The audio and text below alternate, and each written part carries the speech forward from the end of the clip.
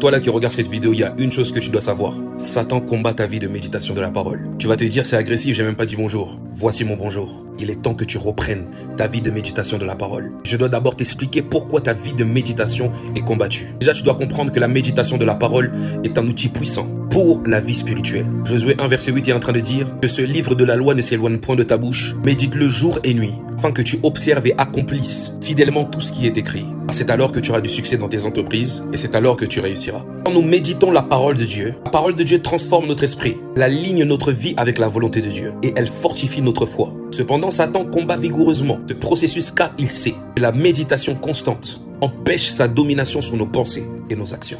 Tu dois comprendre en plusieurs points. Premier point, Satan combat ta méditation, car elle te fait discerner ses ruses. La méditation de la parole aiguise notre discernement. En 2 Corinthiens 2, la parole est en train de dire « Afin que Satan ne tire pas davantage de nous, car nous n'ignorons pas ses desseins. » Satan ne peut pas tirer davantage sur un homme qui n'ignore pas ses desseins. Quand tu médites la parole de Dieu, tu commences à comprendre les pièges de l'ennemi, ses mensonges, ses stratégies, ses tentations. Et Satan sait que si tu es vigilant et armé de la parole, ses stratégies vont échouer. C'est pourquoi il attaque souvent notre temps de lecture et de méditation en introduisant la distraction, la fatigue, le doute et la procrastination. Car il ne veut pas que tu reconnaisses ses œuvres. Et pour toi, à chaque fois que tu commences à méditer la parole, tu commences à sentir une lourdeur, tu t'endors. Quand tu commences à ouvrir la Bible, tu n'arrives pas à comprendre, alors tu décides de laisser tomber. C'est une stratégie du diable. Il cherche à maintenir ton intelligence dans les ténèbres afin de t'empêcher à pouvoir être illuminé. Et c'est de cette manière qu'il va te corrompre. La Bible dit que mon peuple périt car il lui manque la connaissance. Tu es en train de périr. Pourquoi? Tu ignores les stratégies du diable pour t'empêcher de pouvoir le vaincre. Voilà pourquoi il continue à dominer sur ta vie. Deuxièmement, Satan combat ta vie de méditation parce qu'elle transforme ton esprit et ton système de pensée. La méditation de la parole transforme ton esprit en renouvelant tes pensées. Satan sait que si ton esprit est renouvelé, tes comportements et tes décisions, même tes paroles seront alignées à Dieu. Alors à partir de ce moment-là, tu ne tomberas plus dans ces pièges. Il s'oppose donc à cette discipline spirituelle pour maintenir ton esprit confus, rempli de doutes et soumis aux convoitises du monde. Il essaye souvent de te convaincre que